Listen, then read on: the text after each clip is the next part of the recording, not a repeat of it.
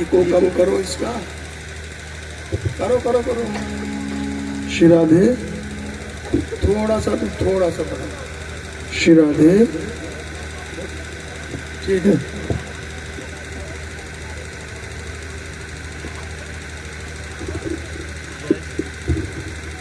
श्री राधे, आप लोग खड़े खड़े थक जाओगे? नहीं, खड़े खड़े थक जाओगे। कब तक खड़े रहोगे? 1.5 घंटे घंटे भर आपको बैठ जाइए सब लोग, जल्दी बैठ जाइए।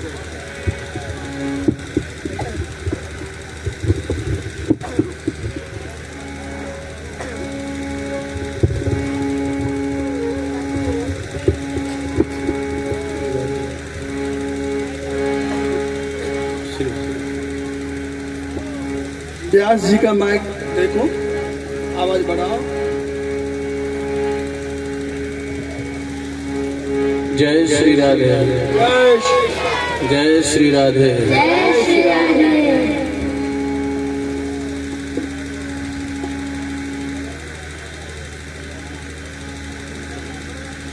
श्री लाडली लाल की, परम पूज्य श्री बाबा महाराज की, श्री राधा मान बिहारी लाल की, सभी पूज्य ब्रज यात्रियों की,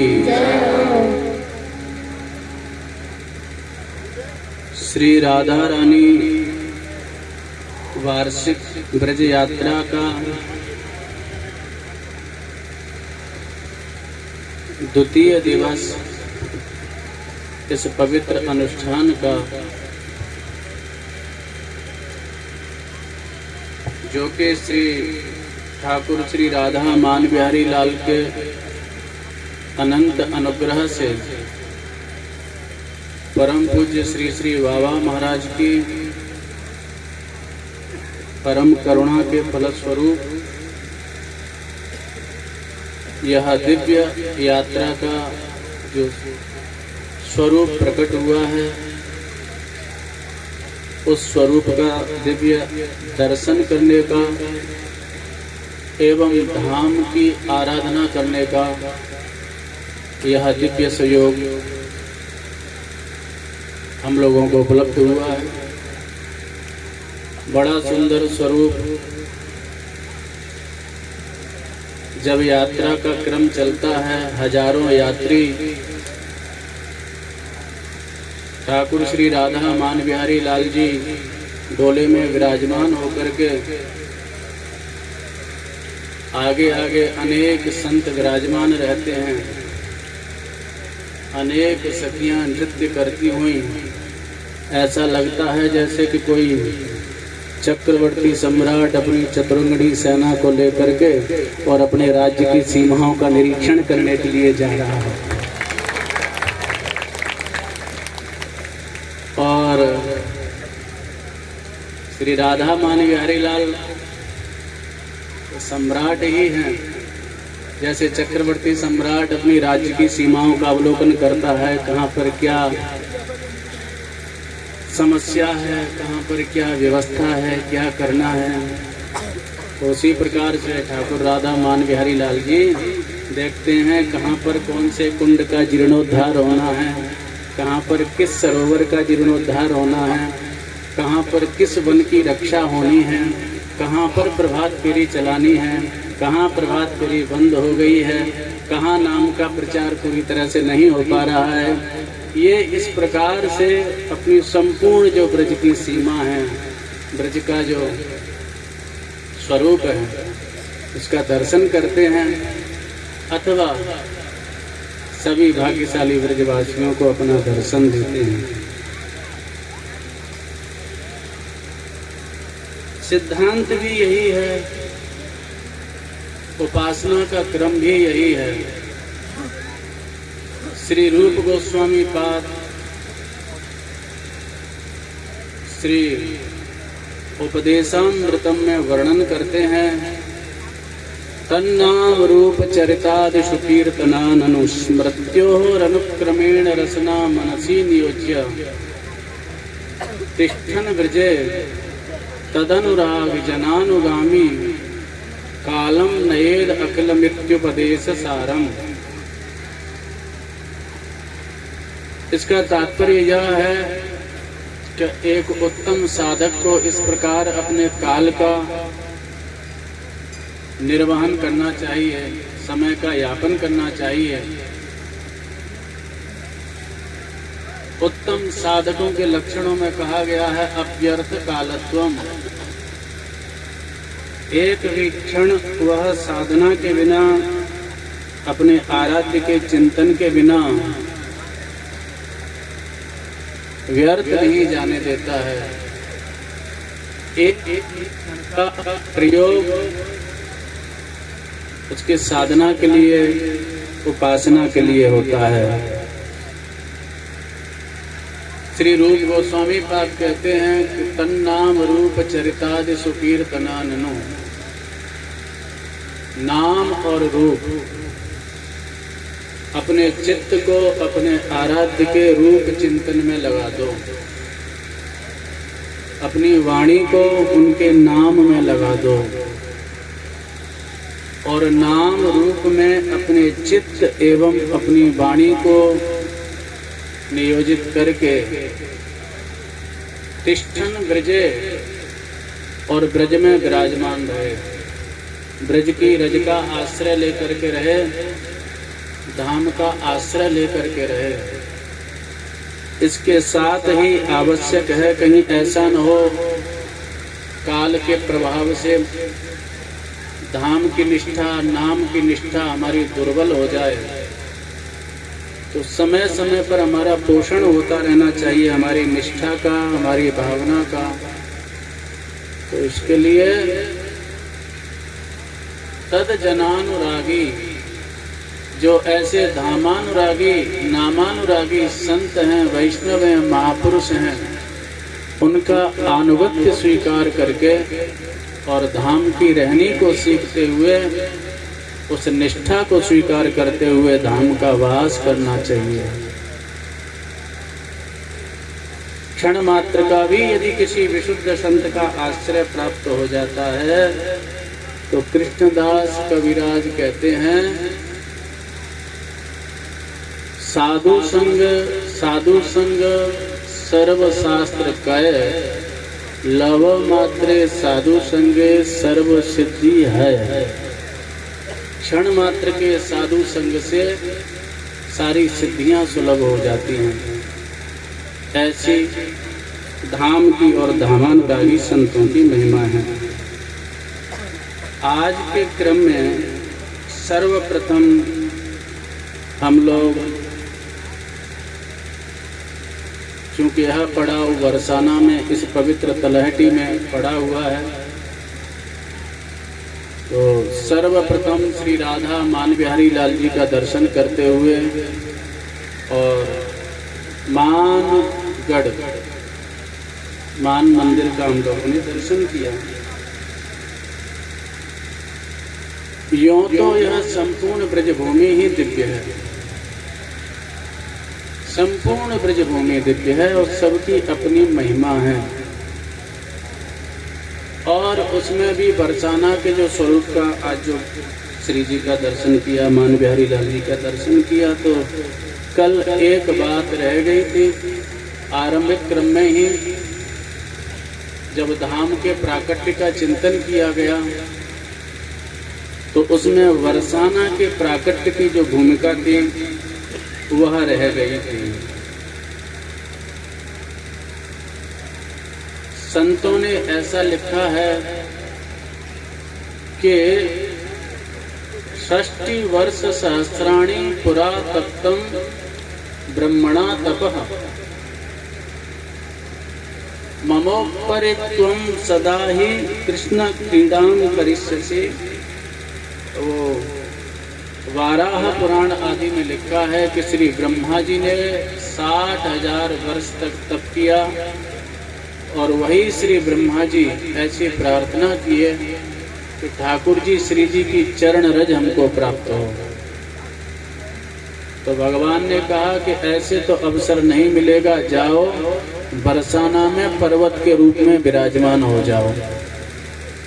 तो स्वयं श्री ब्रह्मा जी ही, ये जो ब्रह्माचल पर्वत का हम लोग दर्शन कर रहे हैं, जिसकी तलहटी में हम लोग पड़े हैं,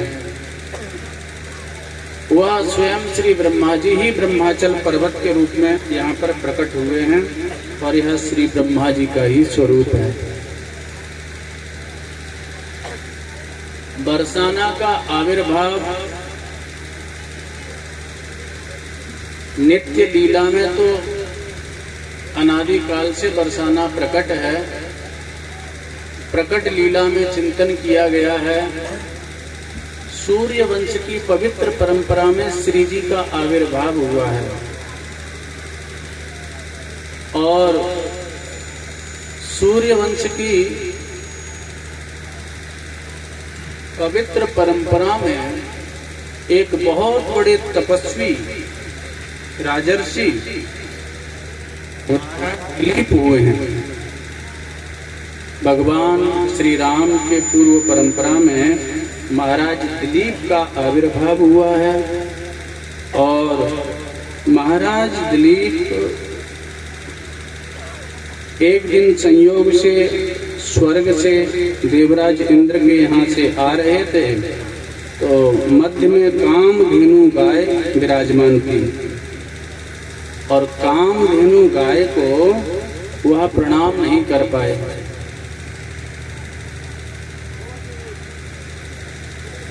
अति शीघ्रता के कारण से प्रणाम नहीं कर पाए, तो यह गौ माता का अपराध उनको लग गया और जैसे ही यह गौ माता का अपराध उनको लगा, समझ नहीं पाए। आराध्य पूज्य श्रेष्ठ सामने जब विराजमान हो तो उसकी वंदना करके ही आगे बढ़ना चाहिए, उनको प्रणाम करना चाहिए। पूज्य की पूजा का जब व्यतिक्रम होता है तो वहाँ पर भय, मृत्यु और रोग की सृष्टि होती है, ऐसा शास्त्रों में लिखा है। इसलिए पूज्य की पूजा का व्यतिक्रम नहीं करना चाहिए। महाराज दिलीप जैसे ही आए और एक लंबी अवधि व्यतीत हो गई, लेकिन उनको कोई पुत्र लाभ नहीं हुआ। श्री वशिष्ठ जी के पास में गए। वशिष्ठ जी ने उनके उस दोष को बताया कि तुमसे तीव्र एक गौ माता का अपराध हुआ है, इसलिए गाय की सेवा करो, नंदिनी गाय की सेवा करो।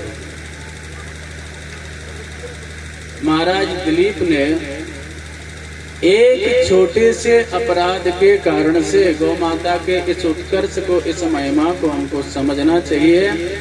इतनी बड़ी सुव्यवस्थित परंपरा, इतनी तपस्वियों की परंपरा, महाराज इक्ष्वाकु आदि की वंश परंपरा, एक सामान्य से गौ माता के अपराध से सर्वदा विलुप्त होने के कगार पर।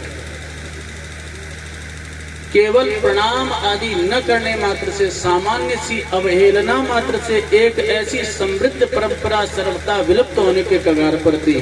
और जहाँ नित्य निरंतर गौ माता की हत्या की जाती हो, गौ माता का रक्त जिस भूमि पर गिरता हो, तो उस भूमि के, उसके उत्कर्ष की भला कल्पना कोई कैसे कर सकता है।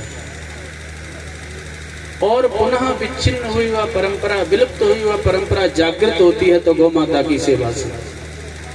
महाराज दिलीप को आज्ञा मिली तो श्री कालिदास जी ने रघुवंश महाकाव्य में लिखा है कि गुरुदेव ने आज्ञा दी, सेव्य के प्रति जब तक श्रेष्ठ बुद्धि नहीं होगी, सेवा नहीं बन पाएगी, वो सामान्य कर्म बन करके रह जाएगी। तो इसीलिए श्रेष्ठ बुद्धि, गौरव की बुद्धि रख करके और नंदिनी गाय की सेवा करो। गुरुदेव ने आज्ञा दी, प्रतिष्ठायां प्रतिष्ठेता स्थितायां स्थितिमाचरे निषीदस्यां निषीदस्त्वं पीतांभस पिबेदर्पः। श्री वशिष्ठ जी ने आज्ञा दी, बोले सेवा इस स्थिति से करना, नंदिनी गाय जब चलने लग जाए तब चलना, जहाँ बैठ जाए वहीं बैठ जाना, जहाँ ठहर जाए वहीं ठहर जाना, जब जल पी ले तब जल पीना। तो गुरुदेव की आज्ञा को अक्षरशः चक्रवर्ती सम्राट दिलीप ने स्वीकार किया और ऐसी गौसेवा की कि जिसका लोहा आज भी माना जाता है। महाराज दिलीप ने सारे ऐश्वर्य का परित्याग किया। अनेक सेवक सेविकाएं साथ में आए थे, सबको प्रणाम किया। बोले यहाँ मैं राजा के रूप में यहाँ पर नहीं आया हूँ, यहाँ पर एक तपस्वी के रूप में आया हूँ, तब ही मेरा स्वरूप होगा। किसी प्रकार का कोई सहयोग नहीं, किसी प्रकार की कोई ऐश्वर्य नहीं, किसी प्रकार की कोई ऐसी सुविधा नहीं। और महाराज महात्मा कालिदास जी ने लिखा है कि स्थितः स्थिताम उच्चलितः प्रयाताम, स्थितः स्थिताम उच्चलितः प्रयाताम निषेधुसीम आसनबंद धीरा। ऐसी सेवा श्री दिलीप जी ने की। नंदिनी के साथ साथ रहते थे, नंदिनी गाय के साथ में। नंदिनी गाय जहाँ ठहर जाती थी वहीं रुक जाते थे। नंदिनी गाय जब चलने लग जाती थी उच्चलितः प्रयाताम, तो पीछे पीछे चलने लग जाते थे। निषेधुसीम, क्योंकि सेवक को सेव्य के अधीन होना चाहिए, तभी तो सेवा की सिद्धि होगी। अपने आराध्य में अपने अस्तित्व का सर्वथा विलय कर दे, यही तो सिद्धि है। स्वतंत्र अस्तित्व की स्थापना की भावना उस सेवा की सिद्धि नहीं होने देती है। तो अपने सेव्य की निष्ठा में अपने अस्तित्व का सर्वथा विलय कर दे, यह सेवा की सिद्धि है। एक समर्पित सेवक का स्वतंत्र कोई अस्तित्व होता ही नहीं है, वो तो यंत्रवत होता है। यंत्री इष्ट होते हैं या सदगुरु होते हैं या संत होते हैं, वो जैसे खेलना चाहे वैसे खेल लें। तो महाराज दिलीप ने बड़ी सुंदर सेवा की। निषेधुसीम, गाय जब बैठ जाती थी तभी बैठते थे। जलाविलासी जलमाद दानम, प्यास लगती थी जल नहीं पीते थे जब तक गाय जल नहीं पी लेती थी। पहले गाय को जल पिलाते थे, फिर स्वयं जल पीते थे। छाए बताम, जैसे शरीर के पीछे पीछे छाया चलती है सर्वथा शरीर का अनुगमन करते हुए, उसी प्रकार से छाया की भांति चक्रवर्ती सम्राट सप्तद्वीपवती पृथ्वी पर जिनका आधिपत्य है, ऐसे चक्रवर्ती सम्राट दिलीप नंदिनी गाय का गोबर उठाने में भी गौरव की अनुभूति करते हैं। ऐसी सेवा गाय की करते हैं।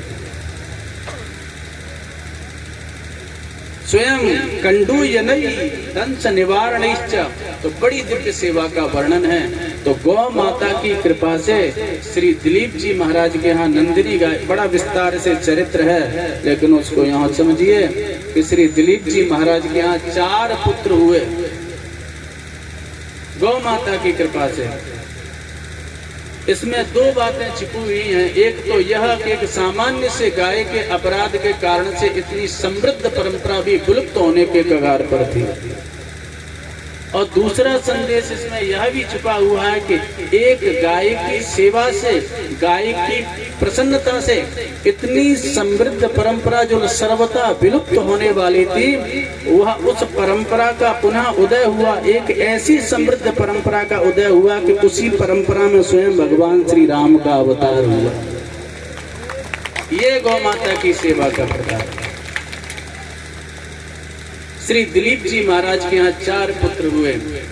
अब यह बात, इस प्रकरण को अब ग्रंथों में तो यहाँ पर थोड़ा सा विराम दिया गया, लेकिन वृंदावन के संतों ने, महापुरुषों ने, आचार्यों ने, चाचा वृंदावन दास जी ने इस भाव को व्यक्त किया है। जब श्री जी के प्राकट्य की बधाई गाई जाती है तो उस बधाई में सूत मागध बंदीजन आते हैं, और मागध जो सूता पौराणिका प्रोक्ता मागधा वंश संचका, जो पौराणिक होते हैं उनको सूत कहते हैं, और जो वंशावली सुनाते हैं उनको मागध कहते हैं। तो मागध बंदीजन आए हैं, उन्होंने दशभानु बाबा की जो वंशावली सुनाई है, तो उस वंशावली में वर्णन किया है, नृप दिलीप की पावन कीरति वेद पुराण ने गाई, रति रघु धर्म धुरंधर तिन यह उत्तम सुत है पाई।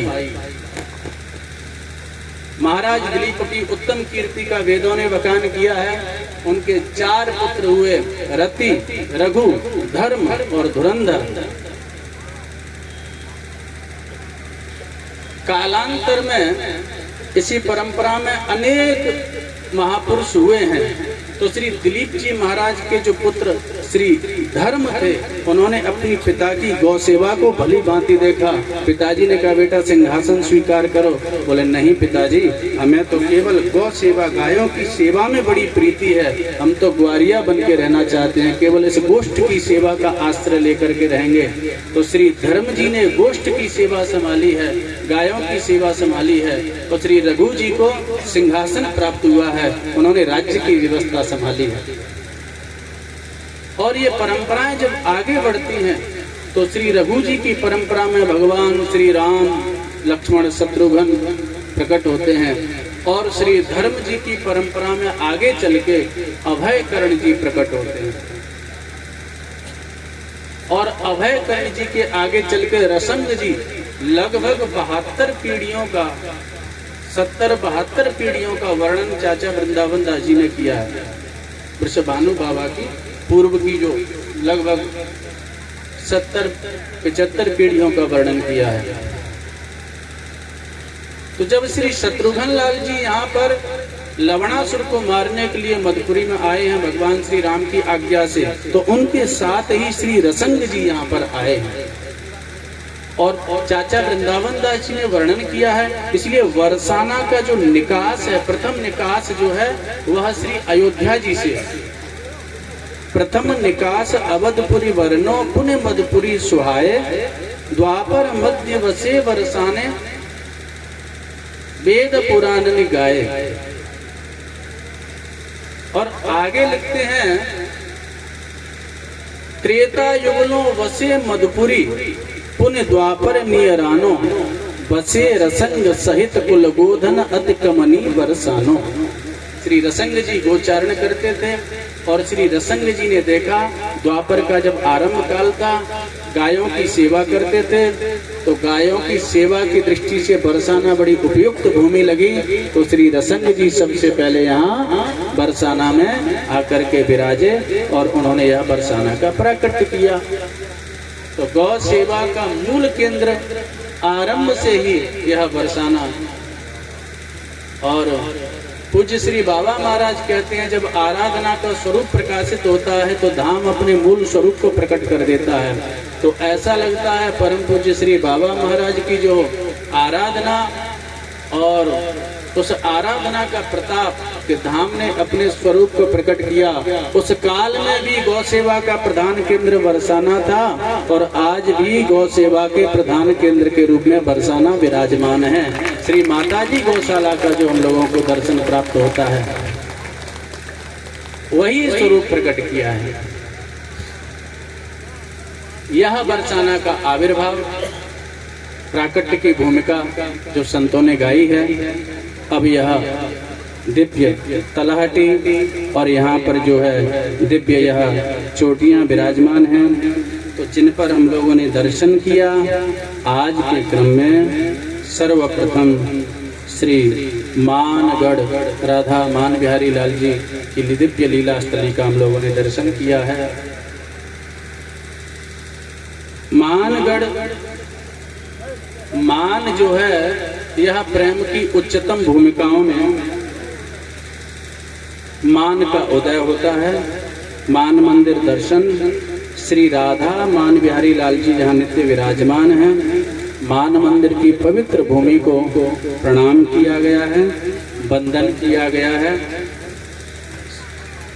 हाथ जोड़ करके हम लोग श्री मान मंदिर की पवित्र भूमि को प्रणाम करेंगे। देव गंधर्व रम्याय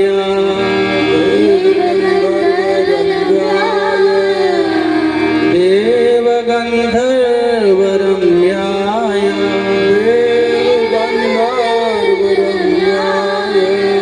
राधा मान विधायिने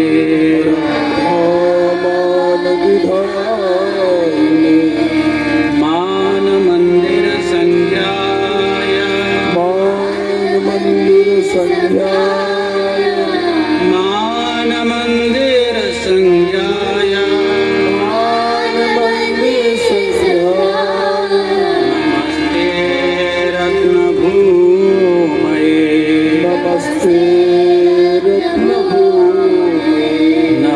नमस्ते रत्न भूमये,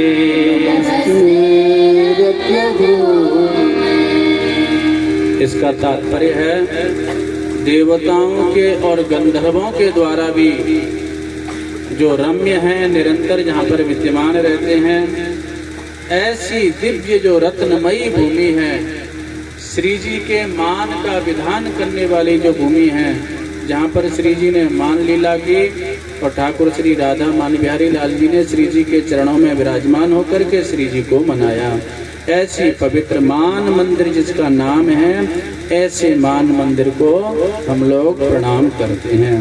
यह इसका तात्पर्य है। लीला का विस्तार यों तो अनेक प्रकार से मान लीला को गाया गया है। श्री राधा रानी ने अपने प्रतिबिंब को श्याम सुंदर के वक्ष पर देखा और उसको देख करके भी मान का उदय हुआ है, ऐसा दर्शन किया गया है। दूसरी लीला इस प्रकार से भी गाई है कि श्री जी ठाकुर जी को गहवर वाटिका में नृत्य सिखा रही थी और श्री श्याम सुंदर नृत्य सीख रहे हैं, लेकिन नृत्य के क्रम में थोड़ा सा जानबूझ करके कुछ त्रुटि कर देते हैं। बार बार श्री जी सिखा रही हैं और श्याम सुंदर बार बार जो है त्रुटि करते हैं, तो छड़ी लेकर के जैसे कोई अध्यापक छात्र को डांटता है, सिखाता है, ऐसे श्री जी सिखा रही हैं।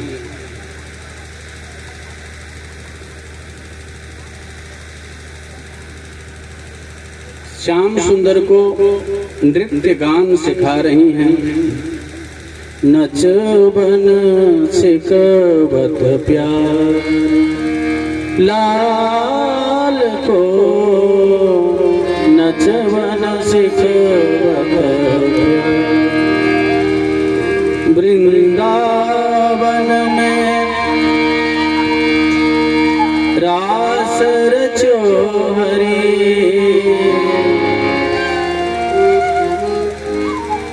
वृंदावन में रास रचो हरि, शरण तुझे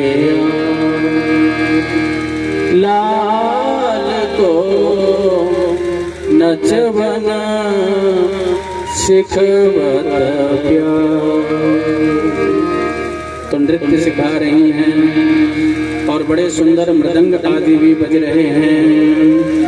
ताल मृदंग उपंग बजावत अति प्रवीण ललितारी, श्री ललिता जी अति सुंदर वह सुंदर जो है वाद्य बजा रही हैं और श्री राधा रानी हाथ में छड़ी लेकर के और श्री ठाकुर जी को बार बार सिखा रही हैं। रूप भरी गुड़ छड़ी हाथ लिए डरपत लाल बिहारी, और श्री ठाकुर जी डर रहे हैं, भय का अभिनय कर रहे हैं। और व्यास स्वामिनी की छवि निर्गत रीज देख कर तारी, इस दिव्य छवि का दर्शन श्री व्यास जी महाराज कर रहे हैं और बड़ी इस दिव्य छवि का दर्शन किया है। जब इस छवि का दर्शन किया है तो बार बार श्री ठाकुर जी त्रुटि कर रहे हैं, तो श्री जी थोड़ी सी मान करती हैं। इस मान का वर्णन रास पंचाध्यायी में भी किया गया है। तासां तत् सौभगमदम वीक्ष्यमानं च केशव प्रसमाय प्रसादाय तत्रैवान्तर्धीयत। भगवान श्री कृष्ण जब रास विहार करते हैं ब्रज गोपियों के साथ में, तो वहां पर उन ब्रज गोपियों के सौभग मद को और श्री जी के मान का दर्शन करके और श्याम सुंदर वहां से अंतरित हो जाते हैं। मान एक प्रेम की उच्चतम अवस्था है, उच्चतम अवस्था है मान। श्री रूप गोस्वामी जी वर्णन किया है, आदौ श्रद्धा ततो साधु संग अत भजन क्रिया ततो अनर्थ निवृत्ति। ये सब जो क्रम है, सबसे पहले श्रद्धा है, उसके बाद में साधु संग है, उसके बाद में भजन क्रिया उपासना का क्रम है, उसके बाद में निष्ठा का उदय होता है, रुचि का उदय होता है, आसक्ति का उदय होता है, भाव का उदय होता है, प्रेम का उदय होता है, और उसके बाद में स्नेह, मान, प्रणय, राग, अनुराग, भाव, महाभाव, ये सब क्रम चलते हैं। तो प्रेम की उच्चतम एक अवस्था उसको मान कहा गया है। मान की अवस्था में अब उसको कैसे समझा जाए, उसको आप ये समझिए कि इतना उस आत्मीयता की, उस प्रेम की जो पराकाष्ठा होती है, वहाँ मान का उदय होता है। संसार में जो मान रूठ जाना, ये मान नहीं है, ये तो कलह मान है। और ये दिव्य मान का जो वर्णन किया गया है, ये प्रणय मान है। प्रेम की उच्चतम भूमिका में इस मान का उदय होता है। उस अवस्था में अपने प्रेमास्पद के प्रति वह जो आराधक होता है, ऐसा एकाधिकार अनुभव करता है। यूं समझा जाए क्रम से, मोटी भाषा में, जैसे किसी नास्तिक के प्रति यदि ईश्वर की व्याख्या की जाए और कहा जाए कि ईश्वर है, तो नास्तिक कहेगा नहीं है, भगवान नहीं है, कृष्ण नहीं है। उसका यह उत्तर होगा।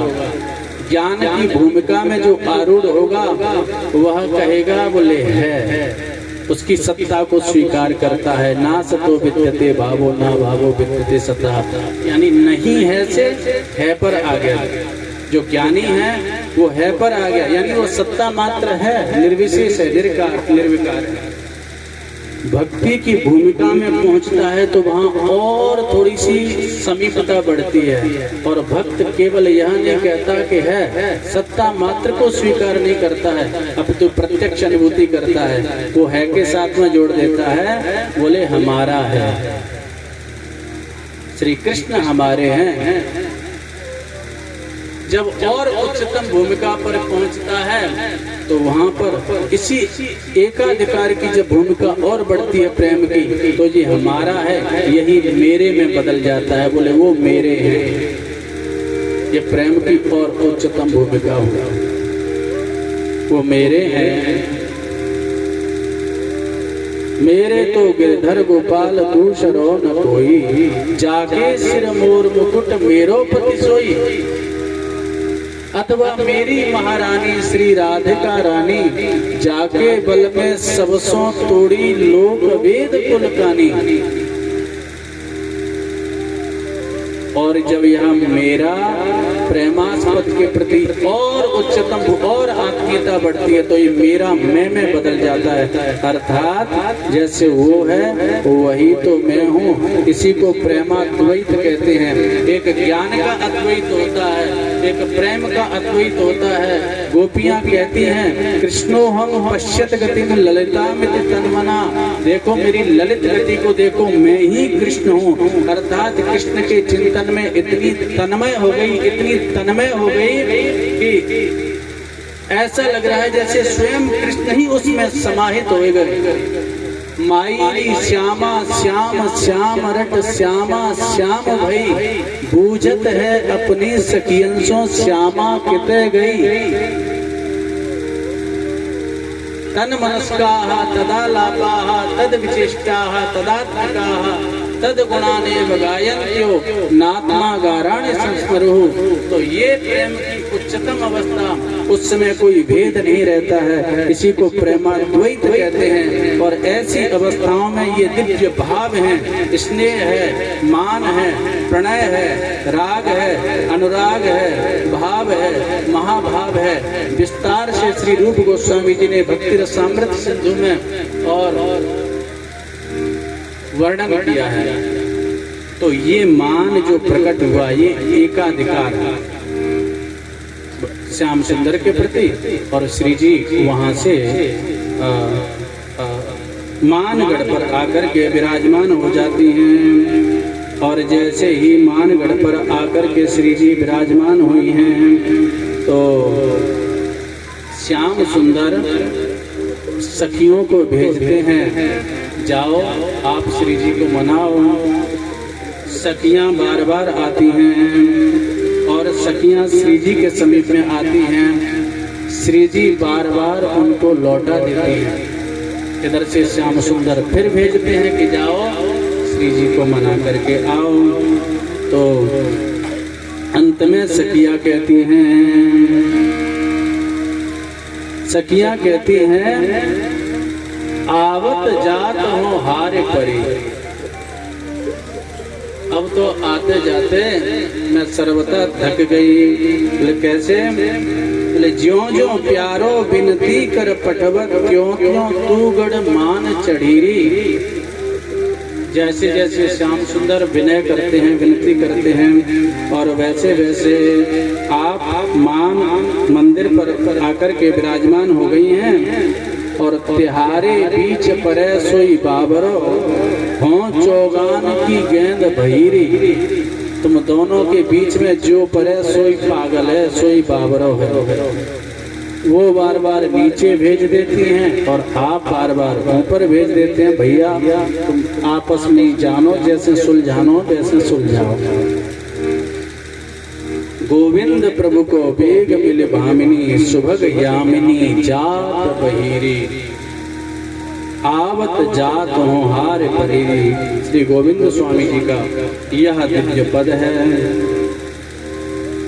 और अंत में श्याम सुंदर स्वयं आते हैं, श्री जी के चरणों में प्रार्थना करते हैं। और जब श्री जी के चरणों में आकर के प्रार्थना की है, श्री जी को मनाया है और बड़ी सुंदर जो है श्री जी की बड़ी सुंदर सेवा की है, श्री जी को मनाया है, श्री जी के चरणों में अपना मयूर पिक्ष रख दिया है।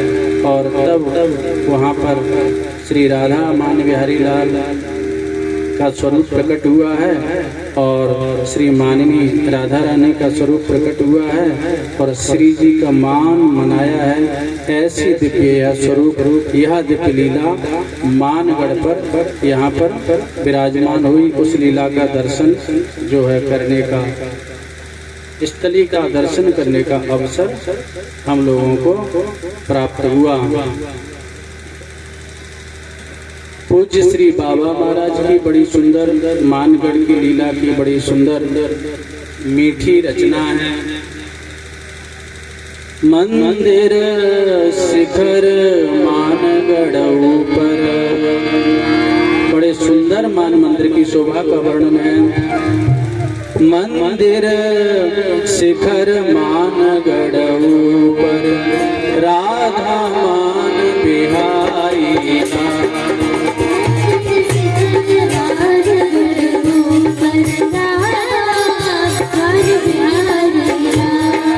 मंदिर शिखर मानगढ़ ऊपर, राधा मान बिहारी मंदिर शिखर मानगढ़ ऊपर, राधा मान बिहारी राधा मान बिहारी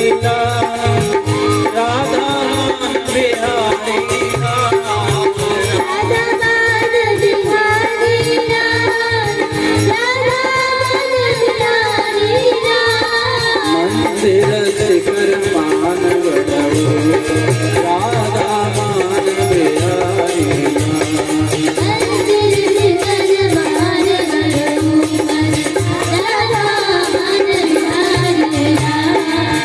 पर्वत ब्रह्माचल बरसाने, राधा माधव रस चरसाने,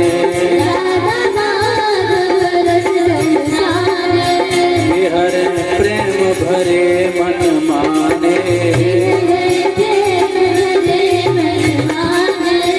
गहवर वन के पश्चिम न्यारी, छोटी चमके भालो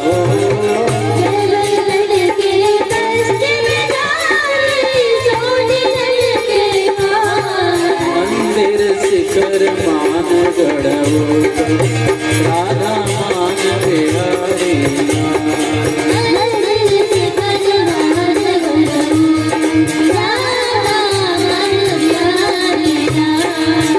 बैठी सुंदर कीरत बाला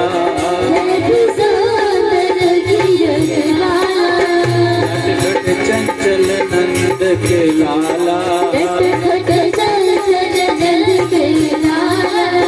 कचुलंगराई करे गोपाला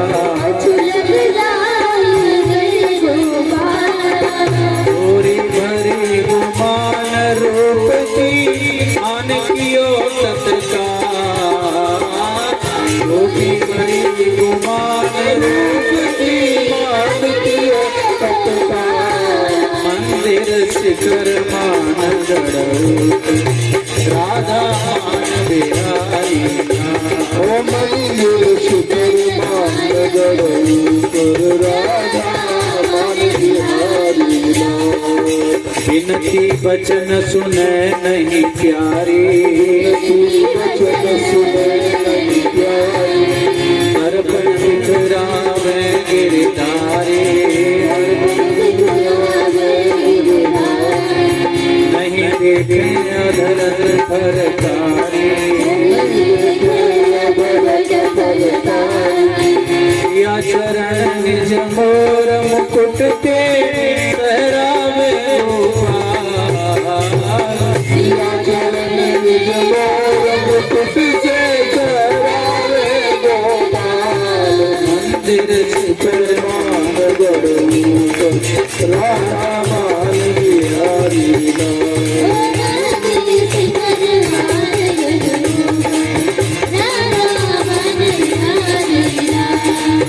सखी सहचरी मेल बढ़ावे सखी सहचरी मेल बढ़ावे हरि नैनन तो आंसू ढरकावे हरि नैनन आंसू ढरकावे कब हो गावे नृत्य दिखावे अब हो गावे नृत्य दिखावे नाना बातें जावे तब कौरी जे गोरी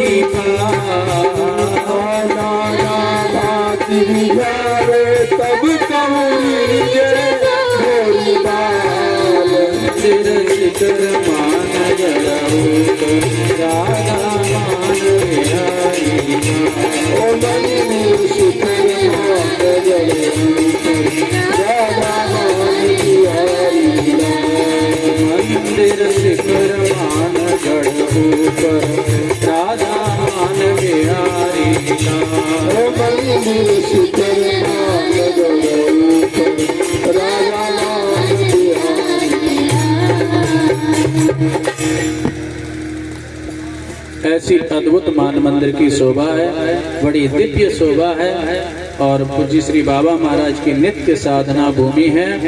और पुनः वह दिव्य स्वरूप जो मान मंदिर का जो दिव्य स्वरूप है उस स्वरूप को ठाकुर जी श्री जी प्रकाशित कर रहे हैं, प्रकट कर रहे हैं। एक दिव्य, एक भव्य और एक ऐसे सुंदर मंदिर का निर्माण जो कि विश्व में अद्भुत और अपने आप में अनुपम उस दिव्य मंदिर के निर्माण का जो संकल्प परम पूज्य श्री बाबा महाराज के अंतःकरण में जागृत हुआ। और पूज्य भैया जी विराजमान हैं, पूज्य बाबा विराजमान हैं, सभी पूज्य बाबा महाराज के सभी परिकर बड़ी निष्ठा के साथ में, बड़ी तत्परता के साथ में और श्री राधा मान बिहारी लाल जी के भव्य मंदिर के निर्माण की भूमिका में एक ऐसा भव्य, एक ऐसा दिव्य मंदिर जो अपने आप में अलौकिक, जिसका प्राथमिक स्वरूप का दर्शन हम लोगों ने आज किया है। और एक ऐसे दिव्य भव्य मंदिर का स्वरूप आगे अति शीघ्र ही हम लोगों के समक्ष प्रकट होगा और वहाँ पर श्री राधा मान बिहारी लाल जी विराजमान होंगे। उस छवि का का दर्शन करने का हम लोगों को अवसर उपलब्ध होगा। बड़ी सुंदर जो है शोभा है मानगढ़ की, मान मंदिर की। संपूर्ण ब्रज में अद्भुत जो है श्री राधा मान बिहारी लाल जी की कृपा से एक ऐसा प्रकाश का केंद्र जो है विद्यमान है, इससे संपूर्ण ब्रज को ही नहीं अपितु संपूर्ण भारतवर्ष को अद्भुत जो है प्रकाश प्राप्त हुआ है, अध्यात्म का ऐसा दिव्य प्रकाश। तो श्री राधा मान बिहारी लाल जी के चरणों में प्रणाम करते हुए, पूज्य श्री बाबा महाराज के चरणों में प्रणाम करते हुए आगे हम लोग दानगढ़ और श्री कुशल बिहारी जी के दर्शन के लिए आगे बढ़ते हैं। और कुशल बिहारी जी तो कुशल हैं ही, बड़ा दिव्य जो है कुशल बिहारी जी का दर्शन है। राजस्थान के एक बड़े दिव्य महापुरुष, निम्बार्क परंपरा के बड़े दिव्य महापुरुष, संभवतः श्री ब्रह्मचारी जी के नाम से प्रसिद्ध एक बड़े तेजस्वी महापुरुष, उनके अनुगत एक राजा थे। वो बड़े ही श्री गोपाल जी के श्री जी के भक्त थे। यहाँ तक उन राजा के चरित्र में आता है कि प्रतिदिन प्रातः काल दरबार में जाने से पहले गोपाल जी के यहाँ हाजिरी लगाते थे। गोपाल जी वहाँ पर विराजमान हैं और ये भाव रखते थे, बोले मैं तो सेवक हूँ, वास्तविक राजा तो ये हैं। और शाम को जब दरबार से आते थे तो सब चाबियां या जो भी लेखा जोखा होता था गोपाल जी के यहाँ अर्पित कर देते थे, वहाँ विराजमान कर देते थे और प्रणाम करके और ऐसा भाव रखते थे। बड़े दिव्य भक्त हुए हैं। तो उन्होंने कुशल बिहारी जी के मंदिर का प्राकट्य किया। आगे हम लोग बढ़ते हैं, श्री कुशल बिहारी जी के चरणों में प्रणाम करते हुए तो श्री जी के मंदिर का हम लोगों ने दर्शन किया, जहाँ पर श्री राधा रानी विराजमान है। बड़ी अद्भुत महिमा है और बड़ी अद्भुत शोभा है, जहाँ पर साक्षात श्री जी विराजमान हैं। और नित्य लीला में तो श्री जी की नित्य भूमि यह है ही, श्री जी का नित्य प्राकट्य है बरसाना में। बरसाना श्री जी की प्राकट्य भूमि है। बाकी श्री नारायण भट्ट जी के द्वारा जिन हम लोगों ने मंदिर में जो दर्शन किया है, उसका जो स्वरूप प्रकट हुआ है वह श्री नारायण भट्ट जी बड़े दिव्य महापुरुष हुए हैं। ब्रजाचार्य की उपाधि से अलंकृत श्री नारायण भट्ट जी, और उनकी बड़ी महिमा है। उन्होंने प्रकट होकर के ब्रजभूमि के विलुप्त अनेकों तीर्थों को प्रकट किया। बड़ी दिव्य उनकी महिमा है। श्री भट्ट जी के चरित्र में आता है कि श्री भट्ट जी यहाँ पर विराजमान होकर के और तीर्थों का साक्षात्कार सभी ब्रजवासियों को, वैष्णवों को कराते हैं। तो यहाँ पर ऊंचे गांव में भी लीला का स्वरूप प्रकट किया है। माघ मास में कुछ यात्रीगण त्रिवेणी स्नान को जा रहे थे। उन्हें देख करके श्री नारायण भट्ट जी ने कहा कि भैया आप लोग ब्रज त्रिवेणी को त्याग करके अन्यत्र क्यों जा रहे हैं? तो किसी ने पूछा, बोले ब्रज में भला त्रिवेणी का दर्शन कहाँ है? यात्रियों ने आश्चर्यचकित होकर के पूछा। तो भट्ट जी ने कहा, देखो यहीं श्री ऊंचे गांव में यहाँ पर त्रिवेणी जी विराजमान है। और भट्ट जी ने सभी यात्रियों को ऊंचे गांव में लाए और वहां पर भूमि खनन करके त्रिवेणी की तीनों धाराओं का दर्शन कराया। ऐसे श्री भट्ट जी महाराज, इनका प्रताप, ऐसी अद्भुत इनकी महिमा। श्री भट्ट जी महाराज श्री सनातन गोस्वामी जी, श्री कृष्णदास ब्रह्मचारी जी का आश्रय ग्रहण इन्होंने किया है। और उनकी आज्ञा से श्री कृष्णदास ब्रह्मचारी जी ने श्री नारायण भट्ट जी को संप्रदाय के अनुगत सिद्धांत का उपदेश दिया है। और श्री कृष्णदास जी द्वारा ही आपको इस सिद्धांत का उपदेश प्राप्त हुआ और लीला स्थलों के प्राकट्य की भूमिका आपको प्राप्त हुई है। ब्रजवासियों के सहयोग से अनेक लीला स्थलियों का प्राकट्य किया। श्री बरसाना में श्री जी का लाडली जी का प्राकट्य और ऊंचे गांव में श्री दाऊ जी का प्राकट्य आपके द्वारा हुआ। श्री लाडली जी का प्राकट्य हुआ है। आपकी दिव्य सेवा, आपकी दिव्य आराधना, आपकी दिव्य भाव राशि का दर्शन करके और श्री लाडली जी को, श्री जी को यहाँ पर श्री जी के महल में विराजमान किया है। इसको भानगढ़ भी कहते हैं। वृषभानु बाबा के जो 4 किले कहे जाते हैं ब्रह्माचल पर्वत पर, दानगढ़, मानगढ़, भानुगढ़, बिलासगढ़। गढ़ माने किला भी होता है, मुख्य दुर्ग। तो यहाँ पर श्री लाडली लाल युगल सरकार विराजमान हैं। तो श्री जी का हमने दर्शन किया। बरसाना की अद्भुत महिमा, श्री जी के महल की अद्भुत महिमा संतों ने और शास्त्रों ने गाई है। श्री जी का दर्शन करके और हम लोग दानगढ़ की ओर बढ़ते हैं। दानगढ़ पर हम लोगों ने दर्शन किया युगल सरकार का। और मुख्यतः दान लीला की प्रसिद्ध भूमि है दानगढ़। यहाँ पर भगवान श्री कृष्ण सख्य लीला में अनेक छद्म वेश धारण करके और यहाँ पर दान, दधी का दान लेते थे। दानगढ़ को प्रणाम किया गया है। दानगढ़ की दिव्य महिमा को प्रणाम किया गया है। श्री ब्रज भक्ति विलास में हम लोग दानगढ़ को प्रणाम करते हैं। दानवेश धरायैव दानवेश धरायैव दानवेश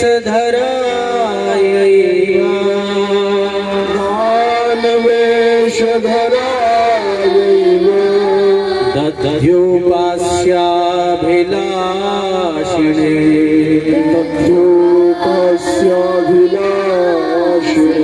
राधा निर्वसितायैव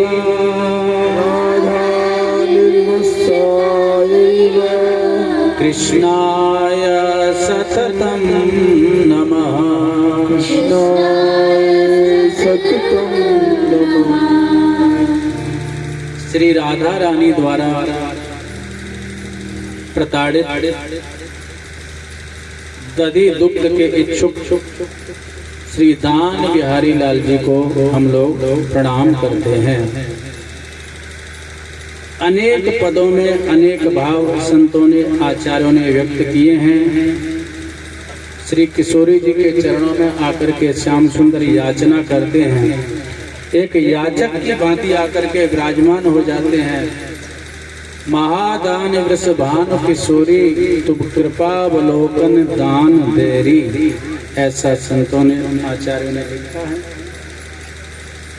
दान लीला के अनेक पद प्राप्त होते हैं, अनेक भाव प्राप्त होते हैं। सखियां दधी दूध आदि लेकर के जब यहाँ से निकलती हैं तो श्री दान बिहारी लाल जी श्याम सुंदर अपने सखाओं के साथ में यहाँ पर विराजमान हो जाते हैं और सखियों से दान की याचना करते हैं कि आप हमें ये सब हमारे बाबा की भूमि है, हमारे बाबा का साम्राज्य है सर्वत्र, आप हमको दान दे करके जाइए। दधी का दान दिए बिना आप नहीं जा सकती हैं। सखियां कहती हैं, बोले भाई कोई साधु नहीं हो, कोई संत नहीं हो, कोई ब्राह्मण नहीं हो, फिर दान की याचना कैसे करते हो? दान का अधिकार भला कैसे तुम्हें प्राप्त है? तो विनोद में, सख्य रस में श्याम सुंदर कहते हैं कि ये सब भूमि हमारे पिताजी की है, हमारे पिताजी का साम्राज्य है, हम राजा के बेटा हैं, कर लेने का अधिकार हमको है। सखियां कहती हैं तुम्हारे पिताजी को ये भूमि कैसे प्राप्त हुई? वृषभानु बाबा की कृपा से ही तो प्राप्त हुई। नहीं तो पता नहीं कहाँ विराजमान थे नंद राय जो। वृषभानु बाबा की कृपा से ही नंदगांव में आकर के विराजे हैं। तो मुख्यतः असली राजा तो हमारे वृषभानु बाबा हैं। तो ऐसी नोक झोंक होती है और अनेक प्रकार से उस लीला को गाया है। हमारो दान दे जारी नई दे बेचवे वारी। हमारो दान दे जारी बेचवे बारी। हमारो दान दे जारी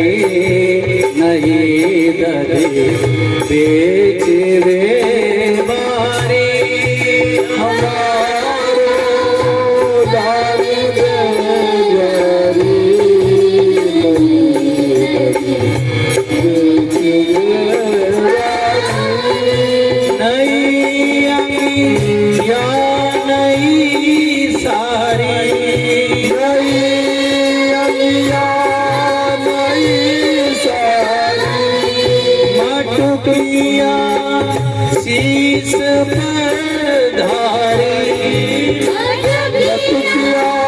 शीश पर चले तू जाल मतवारी।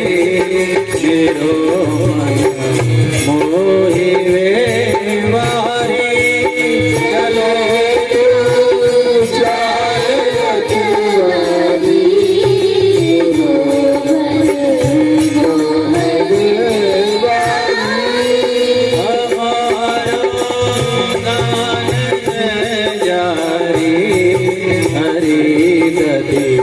बेचवे वारी। हमारो दान दे जारी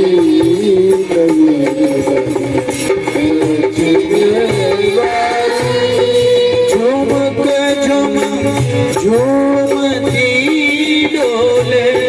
झुमक झुम झूमती डोले।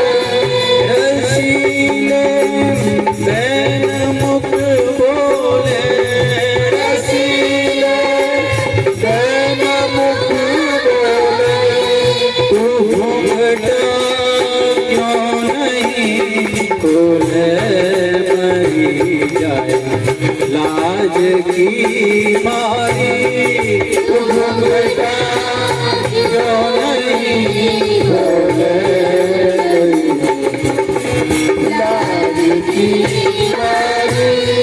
हमारो दान दे जारी। हरि दधि बेचवे वारी। हमारो दान दे जारी।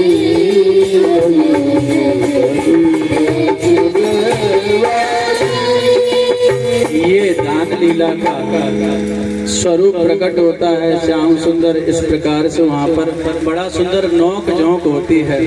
तो श्याम सुंदर कहते हैं अरे हमारो दान हमारो दधी को दान दे के जाओ। तो और भी बड़ी सुंदर नोक झोंक प्राप्त होती है। एक पद में तो कहा। तो जब श्याम सुंदर दधी की याचना करते हैं तो सखियां कहती हैं या दधी को कान्हा दान न पई हो। अरे इस दधी को पाने का तो सपना ही मत देखो। ये दधी तुमको सुलभ नहीं है। तो बड़ा सुंदर मधुर संवाद होता है। सखियां कहती हैं याद देखो कान्हा दान न पई हो। सखियां आगे निकल गई और कुछ सखियों को श्याम सुंदर ने रोक लिया। तो सखियां कहती हैं संग की सखी सब आगे निकस गई। मोते अकेली से कहा ले पई हो। श्याम सुंदर ने कहा क्या लेंगे। दधी लेंगे और क्या, हमको दधी खिला के जाओ, मक्खन खिला के जाओ। तो सखियों ने कहा बोले जानते हो इस मक्खन की कीमत कितनी है। बोले क्या कीमत है। बोले अंबर बेचो पीतांबर बेचो और मुरली के संग काना खुद बिक जाइयो। सबरे जो है कपड़ा लत्ता गहने सबरे बेच दोगे फिर भी इस दधी का मोल नहीं चुका पाओगे। ऐसी इसकी कीमत है, ऐसी इसकी महिमा है। बोले अच्छा इतना महंगो दधी है, लाओ अब ही देखूं मैं जाऊं। और ऐसो कहकर ठाकुर जी छीना झपटी करवे लगे, मटकिया को लेवे लगे। जैसे ही छीना झपटी करवे लगे तो सखी ने कहा जो मेरी मटकी पे हाथ लगई हो तो मांग भरे मोती गिर जाइए। कान्हा रुको रुको, श्याम सुंदर बोले क्या हुआ? छीना झपटी करोगे हमारी मांग के सब मोती बिखर जाएंगे। बोले बिखर जाए तो बिखर जान दो। गोपी ने कहा अच्छा जानते हो ये मोती कितने महंगे हैं, इनका कितना मोल है? बोले क्या मोल है? तो वो सखी कहती है जो मेरी मटकी पे हाथ लगई हो तो मांग भरे मोती गिर जाई हैं और एक मोती के मूल पे कान्हा नंद यशोदा संग बिक जाई है। एक एक मोती की ऐसी महिमा है कि अपने मैया बाबा के साथ बिक जाओगे फिर इनकी कीमत नहीं चुका पाओगे। ये कोई साधारण मोती नहीं है, ये तो रत्न कुंड के मोती हैं। तो मान लो ऐसे वहाँ पर सखियां ये विनोद करती हैं। ये दान लीला का स्वरूप है। दान बिहारी लाल जी के यहाँ ऐसी दान बिहारी लाल जी सखियों के साथ में यह मधुर विनोद करते हैं। दानगढ़ का दर्शन करके और आगे के क्रम में हम लोग श्री मोर कुटी की ओर बढ़ते हैं और वहाँ पर श्री मोर बिहारी लाल मोर कुटी बिहारी लाल का दर्शन करते हैं। मयूर कुटी की शोभा का दर्शन किया है और बड़ा सुंदर मयूर कुटी की शोभा का वर्णन किया गया है। श्याम सुंदर यहाँ विराजमान होकर के और मयूर का नृत्य देखते हैं। श्री जी यहाँ विराजमान होकर के मयूर का नृत्य देखते हैं। बड़ी सुंदर जो श्री जी के द्वारा पालित मयूर है, श्री जी मयूरों को दाना चुगाती हैं और श्याम सुंदर कभी कभी स्वयं मयूर के वेश में आकर के नृत्य करते हैं और श्री जी को रिझाते हैं। मोर कुटी की लीला है। मोर कुटी को हम लोग प्रणाम करते हैं।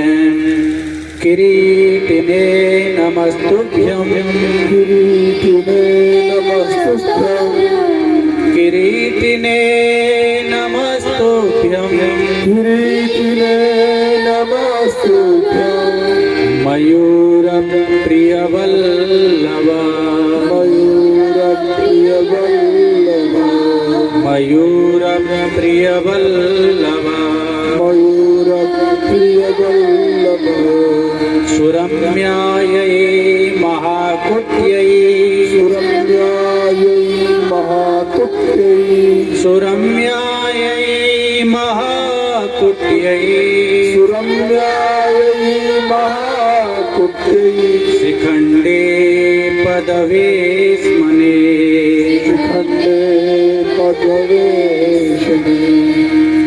मयूरों के प्यारे अति रमणीय बड़ा ही सुंदर जो दिव्य मोर कुटी की शोभा है। मयूर मुकुटधारी भगवान श्याम सुंदर जहाँ पर विराजमान हैं, ऐसे श्री मोर बिहारी लाल जी को हम प्रणाम करते हैं। यहाँ पर अनेक प्रकार की लीलाएं हुई हैं। यह भी भाव व्यक्त किया गया है कि युगल सरकार मयूर के रूप में विराजमान होकर के वहाँ पर नृत्य करते हैं।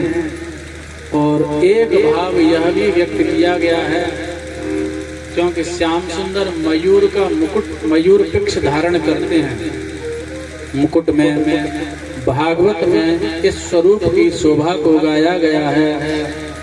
वरहा पीड़म नटवर वपुः कर्णयोः कर्णिकारं विप्रदवासः कनक कपिशं वैजयन्तीं च मालां रंध्रां वेणोरधरसुधया पूरयन् गोपवृन्दैः वृन्दारण्यं सुपदरमणं प्राविशद गीत कीर्तिः।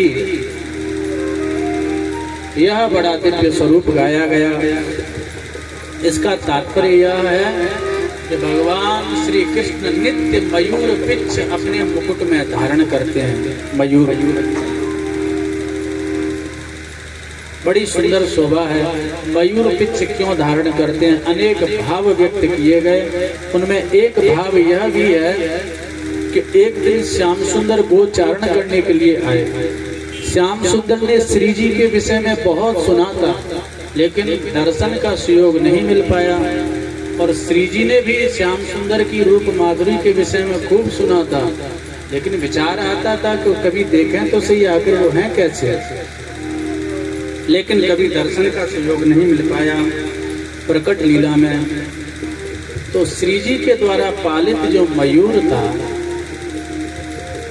संकेत वट पर यहाँ पर श्याम सुंदर गोचारण के लिए आते हैं और गोचारण करते हुए बढ़िया सुंदर वेणु बजाते हैं और बढ़िया सुंदर जो है गायों को चराते हैं।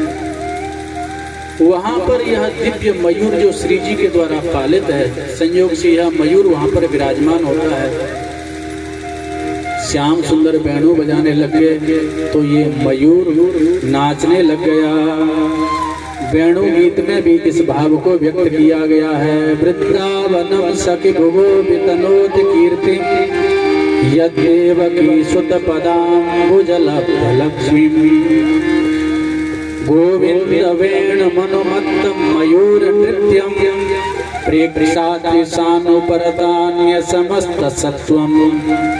इसका तात्पर्य ये है, भगवान श्री कृष्ण जब वेणु वादन करते हैं तो चराचर जगत एकदम उस वेणु से व्यामोहित हो जाता है और ब्रज की समूची प्रकृति पर तो विशेष ही प्रभाव पड़ता है। मयूर नाचने लग जाता है, पक्षियों की समाधि जैसी लग जाती है। प्रायो बताऊंगा बेहगा, ये सब गोपियों ने वेणु गीत में गाया है। तो वो मयूर नृत्य करने लग गया। जैसे मयूर नृत्य किया तो श्याम सुंदर को और आनंद आया। भाई जब सामने एक उस भाव का उद्दीपन होने लग गया और एक कलाकार को दूसरा कलाकार मिल गया तो और भाव का उद्दीपन हुआ। अब वह मयूर विशेष भाव भंगिमाओं से नृत्य करने लग गया। श्याम सुंदर नई नई तान छेड़ने लग गए, सुंदर वेणु बजाने लग गए। मयूर भी सुंदर सुंदर कलाएं दिखाने लग गया और सुंदर सुंदर कला दिखाते हुए मयूर धीरे धीरे बरसाने की ओर बढ़ने लग गया। और जैसे ही बरसाने की ओर बढ़ा है, श्याम सुंदर भी बेसुध हुए वेणु बजाते हुए और एक एक कदम बरसाने की ओर बढ़ रहे हैं। धीरे धीरे वह मयूर मोर कुटी पर आकर के विराजमान हो गया, क्योंकि यही नित्य वह नृत्य करता था।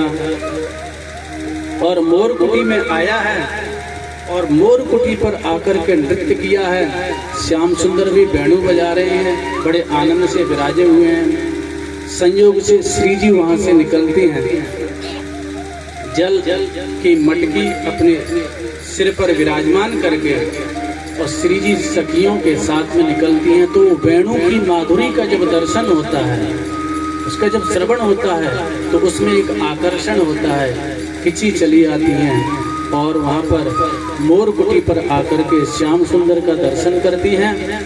श्याम सुंदर वेणु बजा रहे हैं, उनकी वेणु माधुरी का दर्शन होता है। इतने में जब भावावेश में दोनों एकदम भूले हुए हैं और इतने में श्याम सुंदर ने जैसे ही श्री जी की रूप माधुरी का दर्शन किया है तो वेणु करान निपतितः स्खलितम शिखंडम भ्रष्टम च पीत वसनम ब्रजराज सूनो यस्याह कटाक्ष। श्री सुधा निधि जी में वर्णन किया गया है कि वेणु करान निपतितः, जैसे ही श्री जी का दर्शन किया तो एक भाव तो यह भी है कि वेणु तो है लेकिन श्याम सुंदर फूंक मारना ही भूल गए। वेणु अधरों पर है लेकिन एकदम जिसको जड़िमा भाव कहते हैं, स्तब्ध हो जाते हैं, आश्चर्यचकित हो जाते हैं, फूंक मारना ही भूल गए। इतना ही नहीं, वेणु कब हाथों से नीचे गिर गई पता ही नहीं चला और उसी मुद्रा में विराजमान है। भ्रष्टम च पीत वसनम ब्रजराज सुनो, ऐसा दर्शन वहां पर किया। इधर श्री जी ने भी दर्शन किया तो उनमें भी ऐसा दिव्य भाव का उदय हुआ। जब देखा वेणु की ध्वनि शांत हो गई तो श्री जी को जब देह भान हुआ तो श्री जी ने देखा, अरे श्याम सुंदर जिनको हम निहार रहे हैं ना, वो हमारी ओर निहार रहे हैं। तो संकोच के कारण से थोड़ा सा घूंघट खींचा और उनको ध्यान नहीं रहा कि सिर पे मटकी है, और जैसे ही घूंघट खींचा तो संयोग से मटकी नीचे गिर गई, मटकी फूट गई। अति संकुचित हुई। श्री जी वहां से भानु भवन की ओर आई। श्याम सुंदर गदगद हो गए, बोले भाई मयूर, तूने बड़े सुंदर दर्शन कराए, बड़े सुंदर दर्शन कराए, तुझको और तो क्या दूं। मयूर ने नृत्य करते हुए पंख गिरा दिया। तो श्याम सुंदर ने कहा, तेरे त्याज्य अंश को भी मैं अपने सिर माथे पर धारण करता हूं। मयूर पिक्ष का त्याग छोड़ दिया ना, तो उस पिक्ष मयूर पंख को बोले, तेरे इस त्याज्य अंश को भी, इस मयूर पंख को भी मैं सदा सर्वदा इस मधुर मिलन की स्मृति में अपने सिर पर विराजमान करके रखूंगा। इसे सदा सर्वदा इस मधुर मिलन का स्मरण होता रहे। तो ये मयूर कुटी की लीला का स्मरण हम लोगों ने किया। मयूर कुटी का दर्शन करके और आगे हम लोग विलासगढ़ की ओर बढ़ते हैं। श्री सांकरी खोर का दर्शन किया है। अब सांकरी खोर तो जैसा नाम है वैसा ही दिव्य स्वरूप वहाँ पर दर्शन होता भी है। दोनों पहाड़, एक को ब्रह्मगिरी पर्वत कहा जाता है, एक को विष्णुगिरी पर्वत कहा जाता है, ऐसा भी वर्णन प्राप्त होता है। और वो जो गली है उससे हो करके और सखियां जब निकलती हैं तो श्याम सुंदर वहाँ पर सख्य रस की लीला करते हैं। सखियां दधी लेकर के वहाँ से जा रही हैं, बड़ी सुंदर शोभा है। श्री सांकरी खोर को प्रणाम करते हैं। सांकरी माने सकरी, छोटी सी गली जिसमें एक बार में एक ही व्यक्ति निकल सकता है। सांकरी खोर की लीला का दर्शन किया है, प्रणाम करते हैं। दधि भाजन शीर्षास्ता,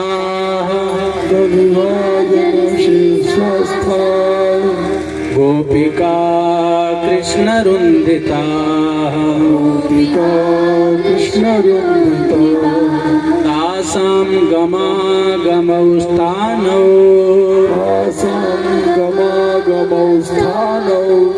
ताभ्यां नित्यं नमश्चरे,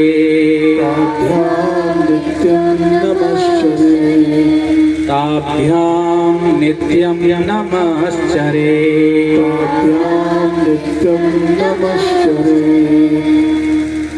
इस मंत्र का तात्पर्य यह है कि गोपियां अपने शीश पर दधी का मटका लेकर चली आ रही हैं और श्री कृष्ण ने उनको रोक रखा है। उस स्थान को प्रणाम करना चाहिए जहाँ से गोपियां आ रही हैं।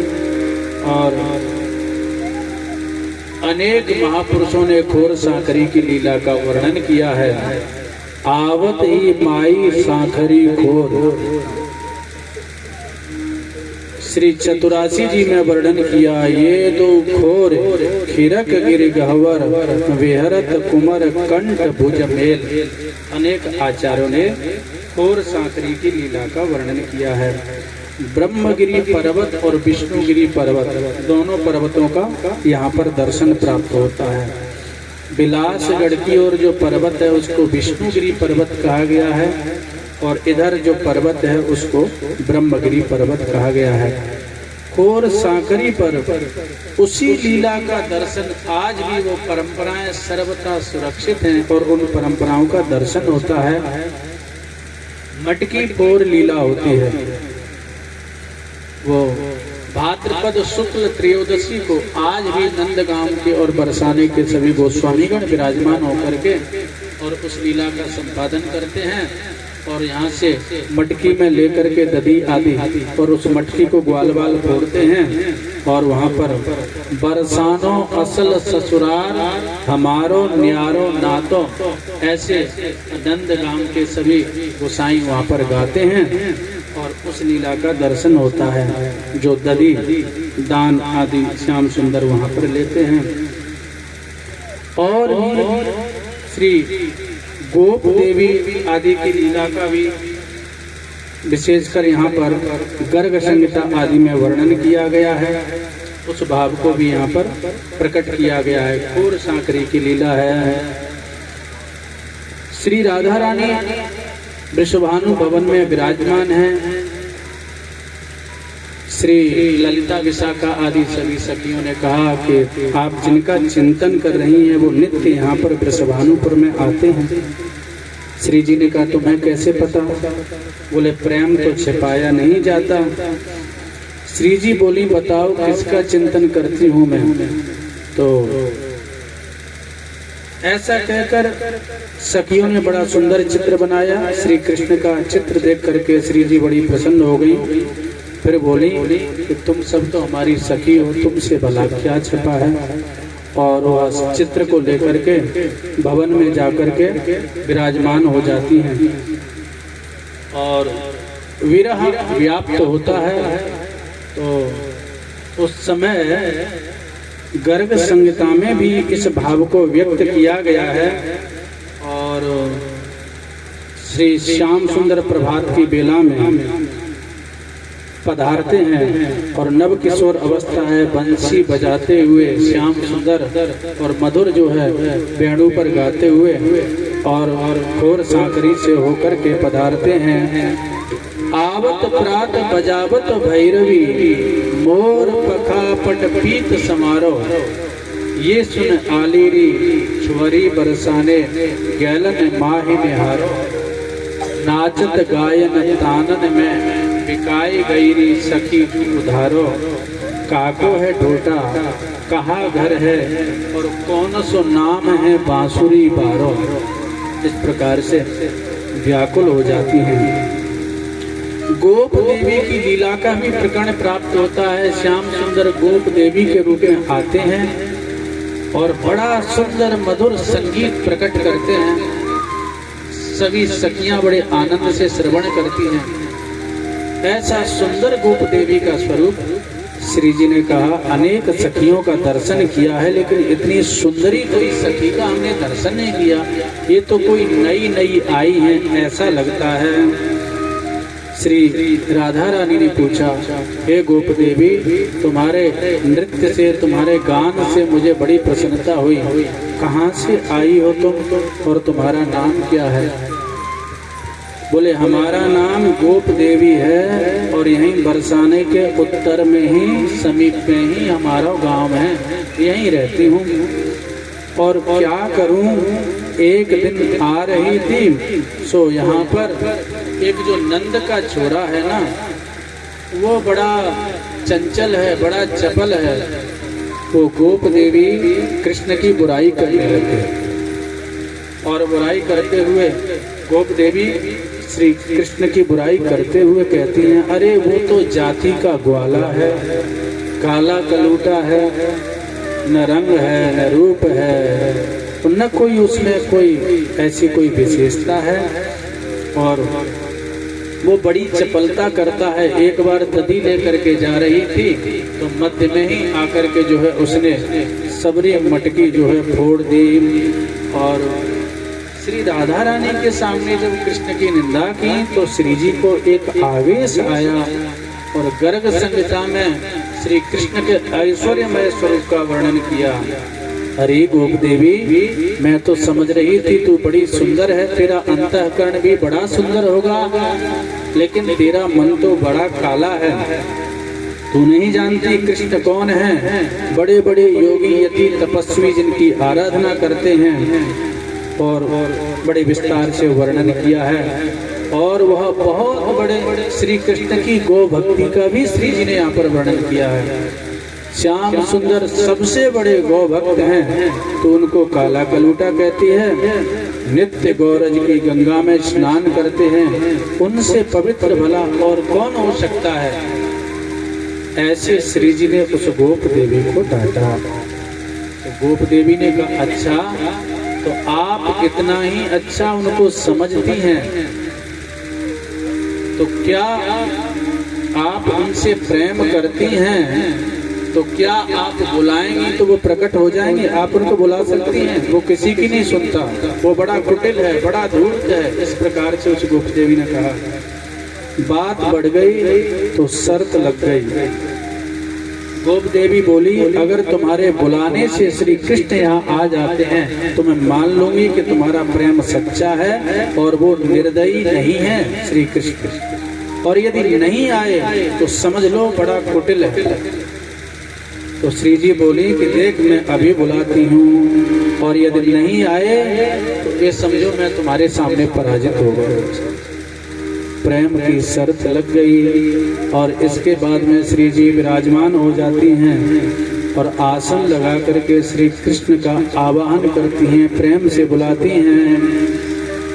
श्यामेति सुंदर भरेति मनोहरेति कंदर्प कोटि ललितेति सुनागरेति सोत्कंठ मन गृणति मोहरा कुलाक्षी साराधिका मयि कदा नु भवेत् प्रसन्ना। इसका तात्पर्य ये है, पूज्य श्री बाबा महाराज इस श्लोक की व्याख्या करते हैं और इस श्लोक का जो विशेष भावार्थ गहबर वन में बड़े दिव्य महापुरुष पंडित श्री हरिश्चंद्र जी महाराज ने जो दिव्य भाव व्यक्त किया था, उस भाव को पूज्य श्री बाबा महाराज वर्णन करते हैं। श्री जी ने श्याम सुंदर को बुलाया और हे श्याम तो कहा, विचार किया कहीं ऐसा ना समझ ले कि वो सांवला सलोना है, तो बोले नहीं, केवल सांवला ही नहीं है, वो सुंदर भी है, श्याम सुंदर। और केवल श्याम सुंदर ही नहीं, वह मनोहर है और मन को हरण करने वाला है। करोड़ों कंदर्प कामदेव भी उनकी छवि के आगे सर्वथा तुच्छ है, ऐसा वर्णन किया। और आकुल होकर के जैसे ही श्याम सुंदर को बुलाया तो सामने जो गोप देवी बैठी थी वो भी व्याकुल हो जाती है। श्री जी की उस आकुलता को और प्रेम की उस भाव दशा को दर्शन किया। श्याम सुंदर सोचने लगे, अब मैं बहुत देर तक इस स्वरूप में श्री जी के सामने नहीं टिक सकता, क्योंकि प्रेम की ऐसी उच्चतम अवस्था, इसमें बहुत देर तक इस छद्म स्वरूप में मैं नहीं टिक सकता, मुझे अपने मूल स्वरूप में ही आना होगा। और श्री जी की प्रेम की पुकार को सुनकर के वह छल बहुत देर तक नहीं चला। श्याम सुंदर अपने मूल स्वरूप में आ जाते हैं और जैसे ही मूल स्वरूप में आए और श्री जी को आकर के दर्शन दिया है, उन्होंने देखा कि राधा रानी की नेत्रों से आंसू थे और वह मुख से श्री कृष्ण का नाम ले रही थी। श्री कृष्ण तुरंत अपना रूप बदलकर श्री राधे ऐसे कहते हुए आए। राधा रानी ने देखा कि श्री कृष्ण खड़े हैं तो श्याम सुंदर ने कहा कि हे लाडली जी, आपने हमें बुलाया तो हम देखो तुरंत आ गए, आज्ञा दीजिए। अब श्री जी चारों तरफ देखने लगी, बोले वो कहाँ गई वो गोप देवी जो कह रही थी देखें तुम्हारा प्रेम सच्चा है कि नहीं। तो श्याम सुंदर ने कहा किसको देख रही हैं? बोले अभी अभी कोई गोप देवी थी। श्याम सुंदर ने कहा मैंने अभी अभी उसको जाते हुए देखा है, मेरे आते ही भाग गई, वो चली गई। और ऐसा मधुर जो है आलाप होता है। तो ये सांकरी कोर की एक लीला का दर्शन यहाँ पर श्री गर्ग संहिता आदि में किया गया है। तो ये दिव्य लीलाओं का दर्शन, ये सब लीला स्थलियाँ लीलाओं की साक्षी हैं। और उसके पश्चात हम लोग विलासगढ़ का दर्शन करते हुए आगे गहवर वन का दर्शन करते हुए और यहाँ पड़ाव की ओर बढ़ते हैं।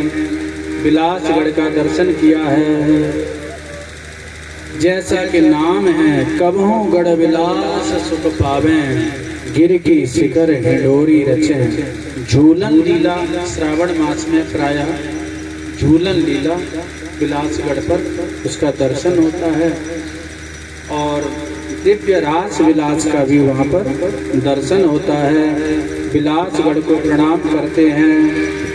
विलास रूपिणे तुभ्यं, विलास रूपिणे तुभ्यं, विलास रूपिणे तुभ्यं विलासरूपिणे तुभ्यं नमः कृष्णाय ते नमः नमः कृष्णाय ते नमः सखी वर्ग सुखाप्ताय सखी वर्ग सुखाप्ताय सखी वर्ग सुखाप्ताय सखी वर्ग सुखाप्ताय क्रीडा विमल दर्शिने विमल दर्शिने क्रीडा विमल दर्शिने विमल दर्शिने। अर्थात सखी समुदाय को सुख देने के लिए विमल क्रीड़ा करने वाले क्रीड़ा विलास रूपी श्री कृष्ण को नमस्कार है। और यहाँ श्री जी को सखियों ने राजा बनाया है, छत्र आदि धारण कराया है और श्याम सुंदर वहाँ पर हाजिरी लगाते हैं। ललिता जी मंत्री जी बन जाती हैं, विशाखा जी चमर ग्रहण करती हैं, कचहरी तो ये लीला का भी दर्शन प्राप्त हुआ है और झूलन लीला का दर्शन प्राप्त होता है। ये विलासगढ़ की दिव्य स्वरूप और दिव्य महारासक क्रीड़ा का भी यहाँ पर स्वरूप प्रकट होता है। सखियों के साथ में श्याम सुंदर यहाँ पर विराजमान होते हैं और ये श्रृंगार रस की लीलाओं का दर्शन होता है। उपगीयमान उदगायन वनिता सतयूतप मालाम विप्रद वैजंतीम व्यचरत वर्णयन मन। और इस प्रकार से यहाँ पर विलासगढ़ पर श्याम सुंदर विराजमान होते हैं। तो वह कचहरी श्री जी को राजा बनाना, श्याम सुंदर चोर बनते हैं, उस लीला का भी दर्शन प्राप्त होता है। श्रावण मास में झूलन लीला का दर्शन प्राप्त होता है और दिव्य रास के स्वरूप का भी यहाँ पर दर्शन प्राप्त होता है। ये स्थलों का हम लोगों ने दर्शन किया। उसके पश्चात गहबर वन में आए और गहवर वन को हम लोगों ने प्रणाम किया और श्री सरोवर में आचमन किया। गहवर वन की महिमा का स्मरण किया और गहवर वन की दिव्य लता पताओं का दर्शन किया। श्री जी की प्रत्यक्ष वाटिका गहवर वन है, इसका दर्शन हम लोगों को प्राप्त हुआ है। नित्य केल विलासेन निर्मितम राधया स्वयं, ऐसा जो गहवर वन की महिमा को गाया गया है। और श्री जी की नित्य वाटिका का दर्शन। नित्य केल विलासेन निर्मितम राधया स्वयं यत्र गहवरकम नामा वनम द्वंद मनोहरम नित्य केल विलासेन निर्मितम राधया स्वयं। ये गहवर वन की महिमा द्वंद माने युगल सरकार के मन को हरण करने वाला ऐसा यह दिव्य गहवर वन का स्वरूप है। गहवर वन को प्रणाम करते हैं, राधा सरोवर को प्रणाम करते हैं और दिव्य इन लीला स्थलियों को प्रणाम करते हुए और आगे के क्रम में अब गहवर वन की दिव्य लीला स्थली को प्रणाम करते हुए और बिलासगढ़ दानगढ़ आदि को प्रणाम करते हुए विराम की ओर बढ़ते हैं। और बढ़िया जो है आज दिव्य शरद पूर्णिमा का स्वरूप है। कल है, हाँ, तो कल भी शरद का स्वरूप है, आज भी शरद का स्वरूप है। तो बढ़िया सुंदर इसी लीला का यह दिव्य काल है। तो आज इन्हीं इसी क्रम के साथ में हम लोग विराम की ओर बढ़ते हैं। श्री जी के नाम का आश्रय लेते हुए और विराम की ओर बढ़ते हैं। कल का जैसा निर्देश प्राप्त होगा पूज्य बाबा संकेत करेंगे। प्रातः काल 6 बजे यात्रा यहाँ से प्रस्थान करेगी। ठीक 6 बजे यात्रा यहाँ से प्रस्थान करेगी। तो उससे पूर्व अपनी जो भी तैयारी करके अपने नित्य नियम से जय श्री राधे, जय श्री राधे, जय श्री राधे। कल से यात्रा रोज ही 6 बजे चला करेगी। कल 6 बजे हम लोग यहाँ से ललिता जी के लिए जाएंगे ऊंचे गांव की तरफ। उससे पहले हम चित्र विचित्र शिला के दर्शन करेंगे, ललिता जी के ब्यावला के दर्शन करेंगे, कूप के दर्शन करेंगे, फिर ऊंचा गांव ऊंचे अटा के दर्शन करेंगे जहाँ ललिता जी विराजमान हैं, दाऊ जी के दर्शन करेंगे। सोनोखर, देह कुंड, पीली पोखर, प्रिया कुंड भी जिसे कहते हैं, और भानोखर होते हुए बरसाना के बाजार में निकलते हुए चित्रा सखी जी के दर्शन करते हुए माहेश्वरी सर जिसको बिहार कुंड ब्रजवासी कहते हैं वहाँ दर्शन करते हुए माता जी गौशाला में होकर अपने गंतव्य स्थान यही पांडाल पे आ जाएंगे। जय श्री राधे। सब नामों में है प्यारा राधा नाम, मोहन मुरली में गाए राधा नाम। सब नामों में है प्यारा राधा नाम, मोहन मुरली में गाए राधा नाम। नामों में है प्यारा राधा नाम, मोहन मुरली में गाए राधा नाम। सब नामों में है प्यारा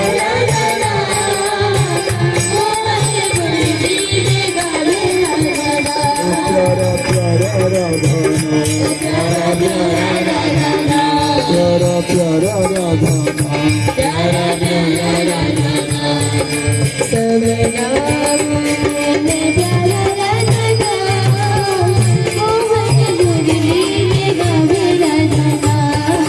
सब नामों में प्यारा राधा नाम, मोहन मुरली में गावे राधा नाम।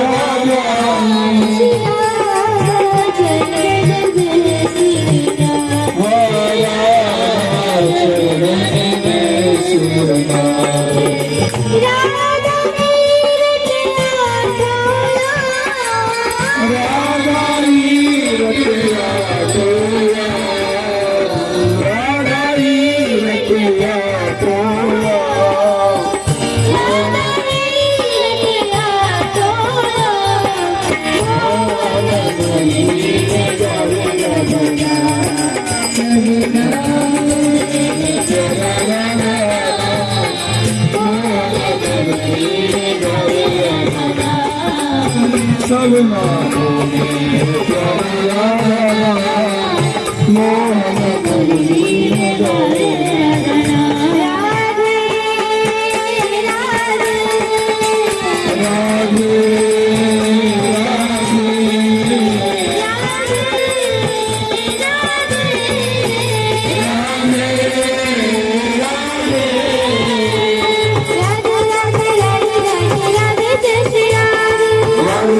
राधे राधे श्री राधे, राधे राधे राधे राधे जय श्री राधे, राधे राधे राधे राधे राधे श्री राधे, राधे राधे